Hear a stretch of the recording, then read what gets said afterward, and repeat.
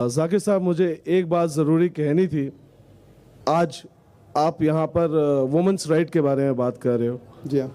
देखिए, सवाल जो हर इंसान चाहता है और हर इंसान के दिमाग में घूमता है वो ये होता है कि हकीकत में सच क्या है। मेरे ख्याल से सच इंसानियत होनी चाहिए, धर्म एक इंसानियत, humanity. So we should talk about humanity first.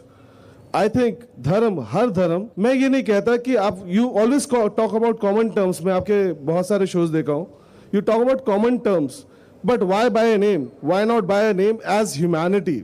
भाई साहब ने बहुत अच्छा सवाल किया कि आप इतनी अच्छी बातें कर रहे लेकिन ह्यूमैनिटी क्यों नहीं कह रहे। नहीं, मैं ये नहीं कह रहा, मैं सिर्फ ये कह रहा हूँ कि हम एक धर्म, एक सोच, इंसानियत, बस उतना सोच के चले तो क्या आपको लगता है कि कोई भी इंसान कुछ गलत कर पाएगा? कहीं पर कोई औरत को अलग से पर्दा करना पड़ेगा?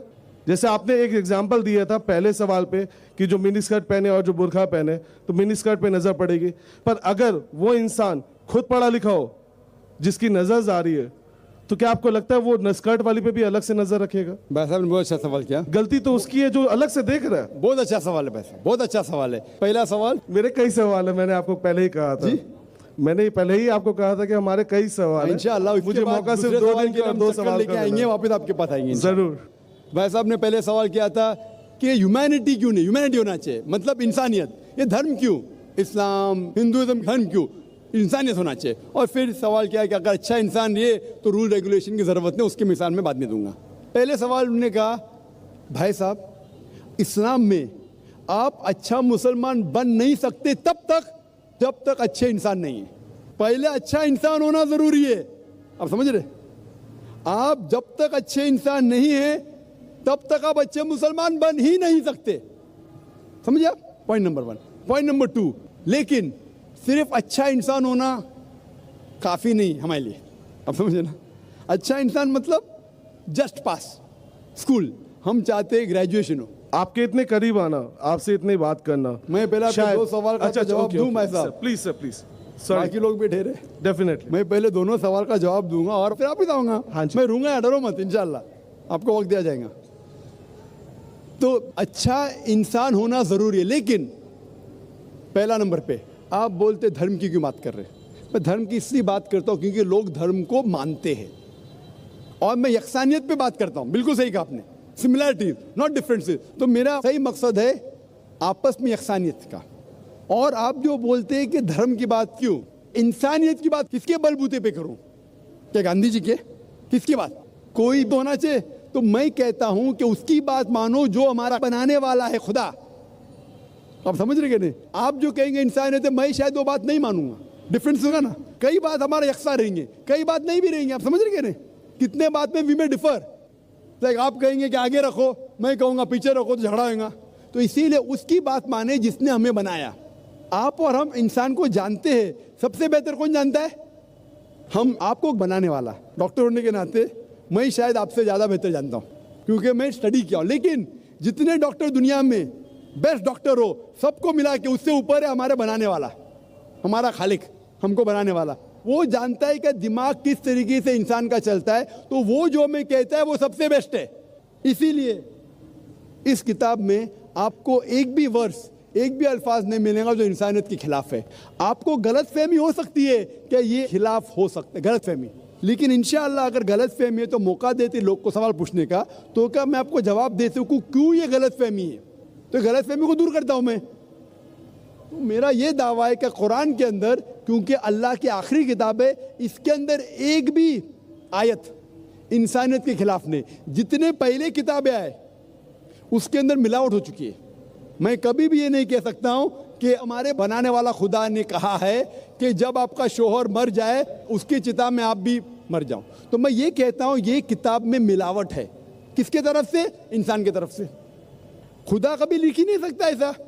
खुदा कभी कह सकता है कि औरत को इल्म मत दो, लिखा है लेकिन वेद में। कुरान में क्या लिखा है? पहली हिदायत, इल्म दो औरत और मर्द को। अगर कोई मुसलमान नहीं देख रहा हो, गलत कर रहा है, उसको सजा होगी। आप समझ रहे कि नहीं? तो मुस्लिम को मत देखो। तो इसीलिए मैं जब कहता हूँ इस्लाम, इस्लाम के मानी है अमन।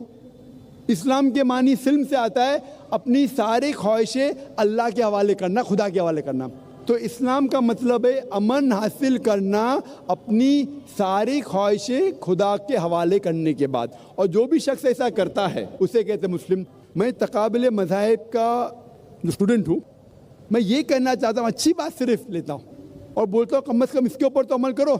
आपके वेद में भी लिखा हुआ है अबाउट मॉडेस्टी, बाइबल में भी लिखा हुआ, जो मैं कर चुका हूँ मेरे कसट में, तो मैं यकसानियत लेके आ रहा हूँ। तो आप अगर कहेंगे कि इंसानियत की बात क्यों नहीं करते, तो इंसानियत की तो कर रहा हूँ। मेरे पूरे तकरीर में एक भी गैर इंसानी बात की मैंने, एक भी गैर इंसानी बात की नहीं की। तो जब मैं आज एक भी गैर इंसानी बात नहीं किया हूँ, अगर मैंने कोई गैर इंसानी बात किया तो आप कह सकते हैं जाकिर भाई आप गैर इंसानी बात कर रहे हैं। मैं पूछ रहा हूँ आपसे, मैंने कोई गैर इंसानी बात की नहीं की, आप समझे ना? तो मैं इंसानियत की बात कर रहा हूँ। आपका दूसरा सवाल क्या था भाई साहब?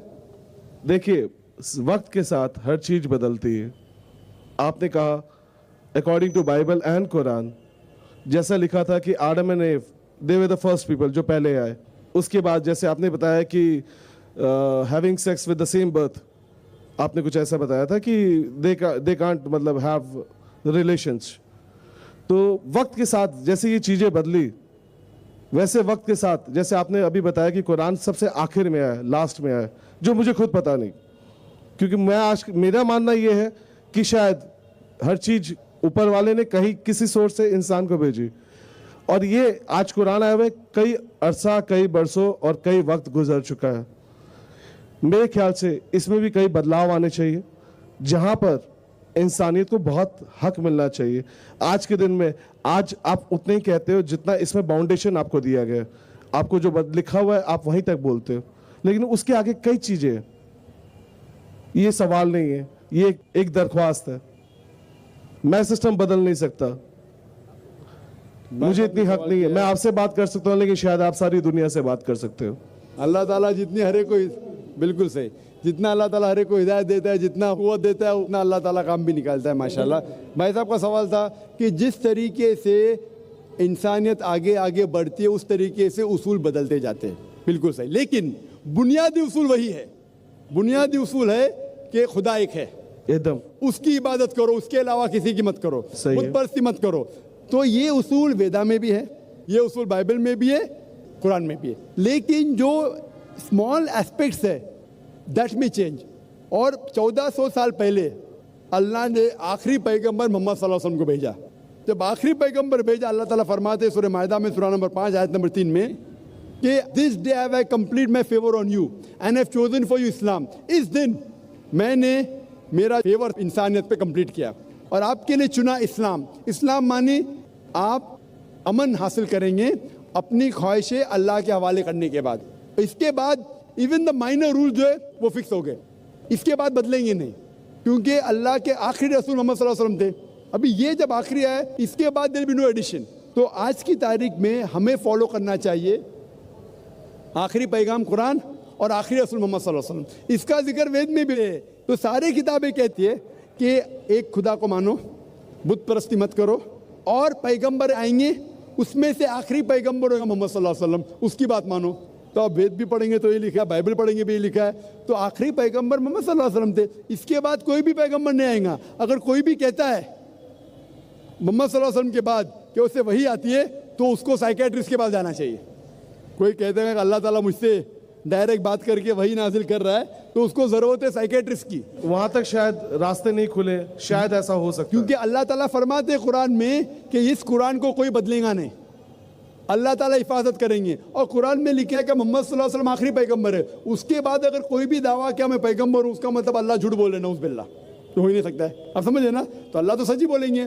तो अल्लाह जब सच बोल रहे और कह रहे कि आखिरी पैगंबर है, इसका मतलब इसके बाद आप चाहे इंडिया में रह रहे या सऊदी अरेबिया में या पाकिस्तान में या अमेरिका में, आपको मानना चाहिए कि आखिरी पैगंबर मोहम्मद सल्लल्लाहु अलैहि वसल्लम और आखिरी किताब कुरान शरीफ। Hope the answer the question.